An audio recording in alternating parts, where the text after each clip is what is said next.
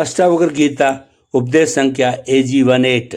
आत्मा तो सदा तटस्थ है और शांत साक्षी है, तो जो केवल देखती है। जब तुम दुख में डूब जाता है तो मन में है, लेकिन जैसे ही साक्षी बनता है सुख दुख तुझसे टकरा कर लौट जाते हैं। साधक का मार्ग यही है कि वह सुख और दुख दोनों में केवल देखता रहे। ये देखना ही सच्ची साधना है। इसी देखने की गहराई में उतरकर साधक मौन की उस अवस्था को छूता है जहाँ सब कुछ संभव में विलीन हो जाता है। यही समत्व योग है जनक, और यही आत्मा की वास्तविक स्थिति। आत्मा का प्रत्यक्ष अनुभव ही सच्चा ज्ञान है, जबकि पढ़ना सुनना या समझना केवल शुरुआत है। अष्टावक्र समझाते हैं कि जब तुम आत्मा को अनुभव नहीं करता तब तक तेरा ज्ञान अधूरा रहता है, क्योंकि आत्मा को शब्दों में बांधा नहीं जा सकता। वह तो केवल मौन में स्वयं प्रकट होती है। जनक, जब तू पूरे समर्पण के साथ भीतर स्थिर होता है, विचारों को केवल देखता है और उसमें उलझता नहीं, तब धीरे धीरे आत्मा की झलक मिलने लगती है। ये झलक इतनी प्रबल होती है कि सारे द्वंद्व स्वतः समाप्त हो जाते हैं, और यही अनुभव ब्रह्म ज्ञान कहलाता है। इसे पाने के लिए बाहर भटकने की आवश्यकता नहीं, मार्ग तो भीतर ही खुलता है। अष्टावक्र कहते हैं, याद रख जनक, इच्छा ही बंधन की जड़ है। चाहे वह सांसारिक सुख की हो या फिर मुक्ति की क्यों न हो, जब तक चाह शेष है तब तक पूर्ण स्वतंत्रता संभव नहीं।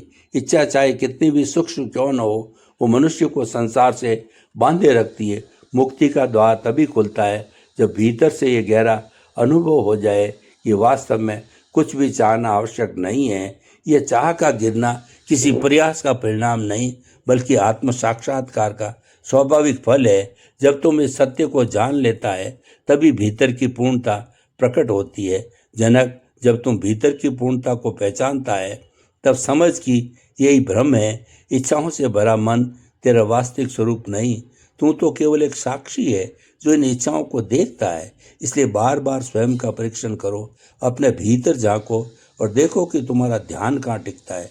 क्या तुम आत्मा में स्थिर हो या विषयों में भटक रहे हो? आत्मज्ञान की राह पर चलते हुए साधक को निरंतर आत्म परीक्षण करना चाहिए।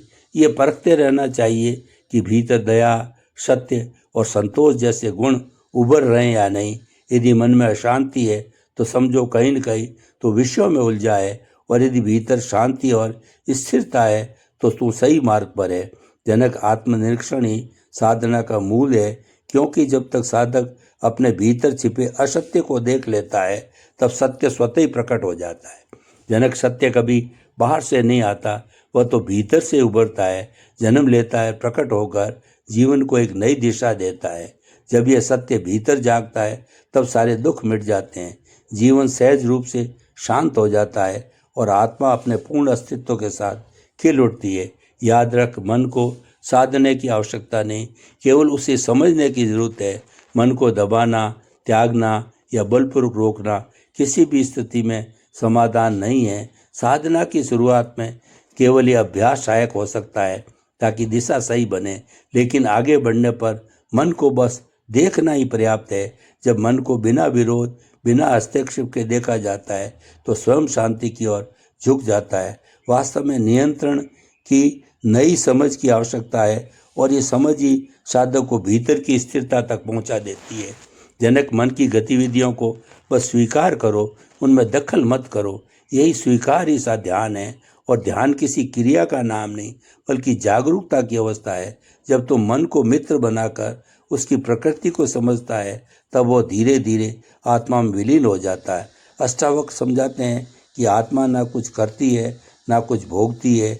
जो भी घटित होता है वह मन और शरीर के स्तर पर होता है, पर जब तुम स्वयं को कर्ता या भोक्ता मान लेता है तभी बंधन उत्पन्न होता है। आत्मा तो केवल साक्षी है, यह किसी भी क्रिया में कभी संलग्न नहीं होती। यह गहराई से जान लेना कि मैं कुछ नहीं कर रहा साधना की सर्वोच्च अवस्था है। इस समझ से अहंकार स्वतः गिर जाता है और फिर तेरे सारे कर्म सहज हो जाते हैं। उनमें ना अभिमान रहता है ना अपेक्षा। ये निष्काम कर्म का सार है। और जनक, अष्टावक्र बार बार यही कहते हैं कि साधक को विवेक को अपनाकर आधार बनाना चाहिए। अष्टावक्र जनक से कहते हैं कि मुक्ति का द्वार विवेक है, और विवेक का अर्थ सत्य और असत्य, शाश्वत और क्षणिक के बीच भेद करता है। जो बदलता है वह तू नहीं और सदा एक समान रहता है, वही तेरा असली स्वरूप है। जब यह भेद स्पष्ट हो जाता है तब मन विषयों से हटकर आत्मा की ओर लौट आता है। विवेक से ही वैराग्य उत्पन्न होता है और ये वैराग किसी बाहरी त्याग का नाम नहीं बल्कि भीतर की तृप्ति है। जब साधक जान लेता है कि यह सब क्षण भंगूर है और मिथ्या है, तभी वह अपने शुद्ध स्वरूप में स्थिर हो जाता है और यही स्थिति मोक्ष कहलाती है। अष्टावक्र आगे समझाते हैं, जनक चुप रहो, शांत रहो, क्योंकि आत्मा मौन में ही प्रकट होती है। बोलना मन का कार्य है जबकि देखना आत्मा का स्वभाव है।